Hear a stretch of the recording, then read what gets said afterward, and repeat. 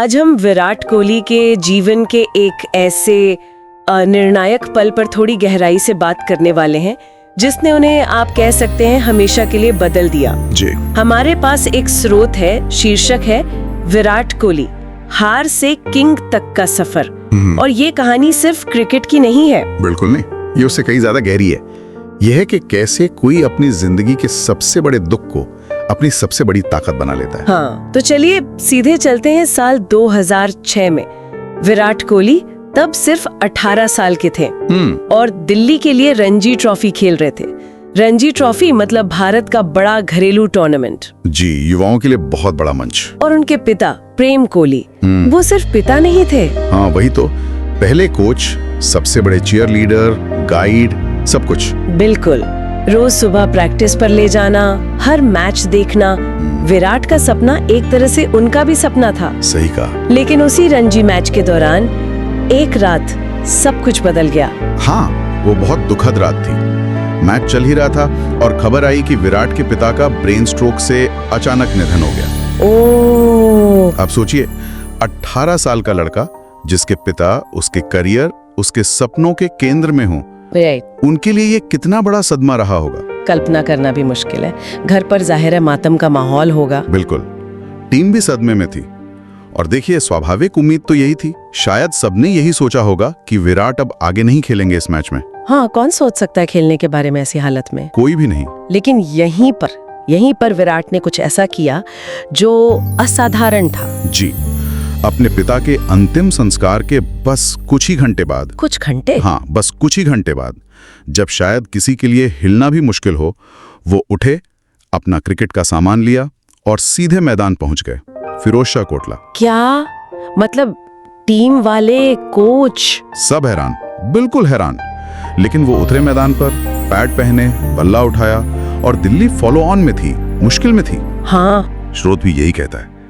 ये रन दुख, संकल्प और अपने पिता को एक तरह की श्रद्धांजलि थी। हर शॉट में जैसे एक वादा छुपा हो। हाँ बिल्कुल, पापा मैं रुकूंगा नहीं। शायद यही जज्बा रहा हो। वो पारी सिर्फ टीम के लिए नहीं थी, वो शायद खुद के लिए भी थी। खुद को संभालने के लिए। हाँ, कि मैं इस दुख से टूटूंगा नहीं और मजबूत बनूंगा। यहीं से वो विराट कोहली बनना शुरू हुआ जिसे आज दुनिया जानती है। वो फाइटर। तो उस एक पारी ने वाकई एक लड़के को एक योद्धा में बदल दिया। श्रोत ये भी कहता है कि विराट ने बाद में कहा भी कि उन्होंने उस दिन पिता से वादा किया था कि वो खेलेंगे, सपना पूरा करेंगे। जी, तो क्या हम कह सकते हैं कि ये उनके करियर का असल टर्निंग पॉइंट था? श्रोत इस पर क्या कहता है? क्या बस दिमागी मजबूती बढ़ी या खेल भी बदला?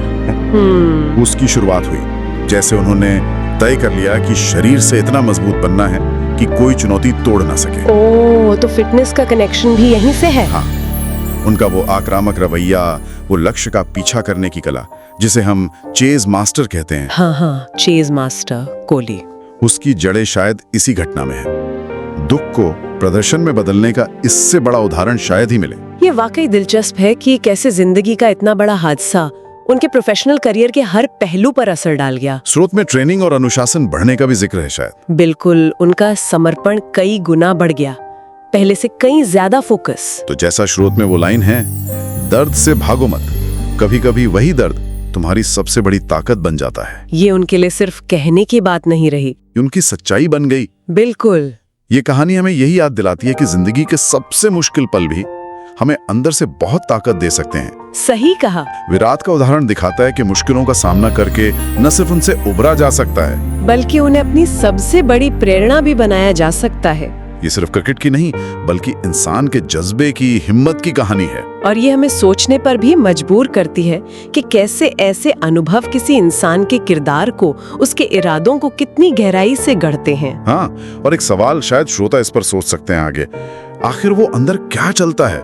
वो कौन सी मनोवैज्ञानिक प्रक्रिया होती है जो किसी को इतने गहरे दुख को इस तरह के फोकस और पक्के इरादे में बदलने की ताकत देती है? क्या ये सिर्फ इच्छा शक्ति है या ये इंसान की फितरत में है कि वो त्रासदी को भी किसी रचनात्मक ऊर्जा में बदल सकता है? इस वीडियो को लाइक करें, शेयर करें और कमेंट में बताएं कि आपको सबसे अच्छा पल कौन सा लगा। और हाँ, चैनल को सब्सक्राइब करना ना भूलें ऐसी ही और भी कहानियों के लिए।